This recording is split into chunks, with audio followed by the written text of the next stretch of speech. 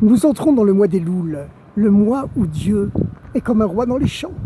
Toute l'année, Dieu est comme un roi dans son palais. Il faut prendre des rendez-vous, passer par des ministres pour le voir.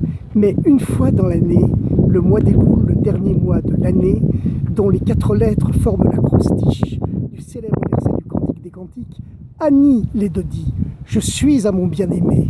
Vedodili est bon et mon bien-aimé est à moi. À ce moment-là, le roi, une fois par an, c'est le mois d'Elul, le dernier mois de l'année juive, quitte son palais. Il se promène dans les champs. Tous les paysans peuvent avoir accès à lui. Il sourit à chaque personne du peuple. Et à ce moment-là, nous pouvons exiger de lui tout ce que nous désirons. À Rosh Hashanah, nous raccompagnons Dieu dans son palais. Mais en même temps, il faut prendre à cœur et au sérieux cette situation.